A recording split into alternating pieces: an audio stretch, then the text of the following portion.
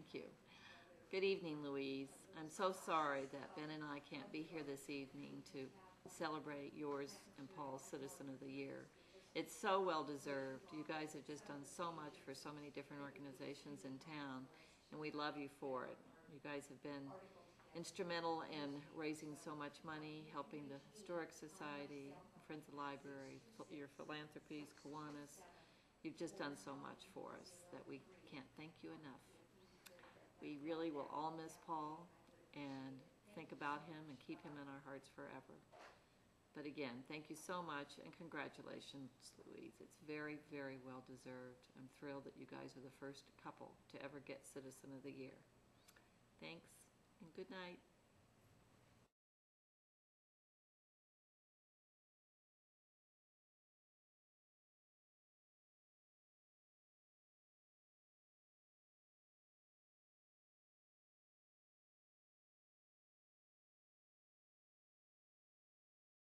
Go ahead. Those comments. Go ahead. Gordon Caldwell, and we're here as a coffee group honoring Dr. Neiby and Louise. They're very much part of us, and we miss them very much. And some of the things I missed on Paul was, like I said a while ago, that when he was traveling on a bicycle, when he was a young man, and he always had a great big old smile. You couldn't miss that smile. It was great. And we will miss you very much. And so I'll turn it over to Jerry. Hi, I'm Gary Hood, and I'm kind of a Johnny-come-lately here with Dr. Neiby. I was sitting in the coffee club at Beantown, and Dr. Neiby came in. It was kind of a breath of fresh air to hear him speak. A gentleman, but an activist at the same time. He liked to see nobody arguing, but yet he would get right in there, and he was strong in his convictions, and he helped a lot of people out in town. He was a big part. We have a picture of George Maurer showing Dr. Neiby where the air horn is in town. And Dr. Neiby got behind the emergency radio station and came forward to financially support the radio station, and he spoke about it.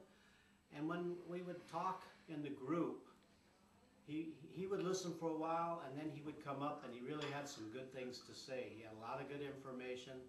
Obviously a doctor with a compassionate heart for people, and knowing Dr. Neiby and Louise was a real honor and a real pleasure.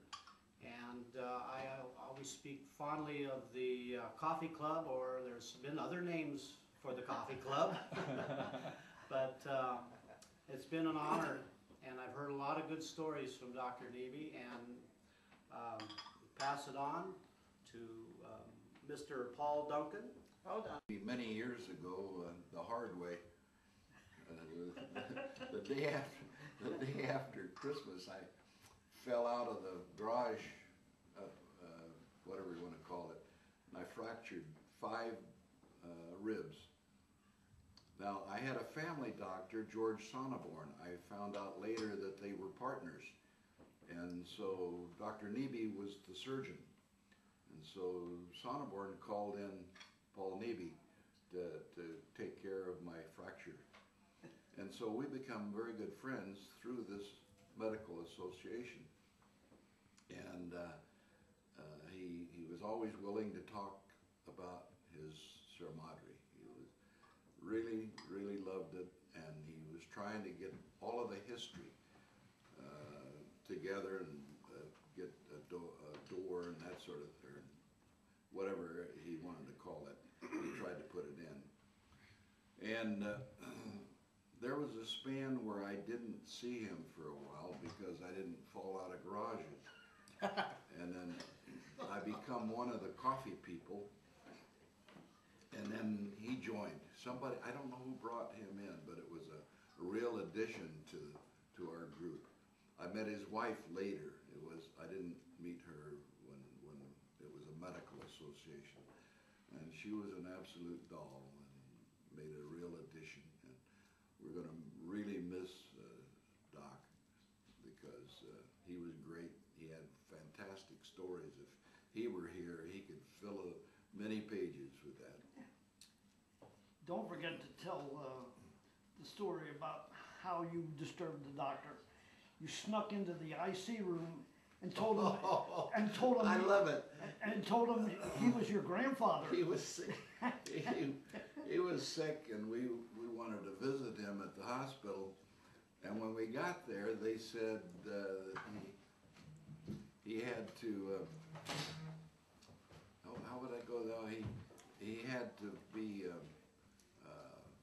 You had to be a relative to visit. And here's all of the Beantown there, and they won't let him in. So I went up and I said, well, I'm a relative. And they said, who are you? And I said, he's my grandfather.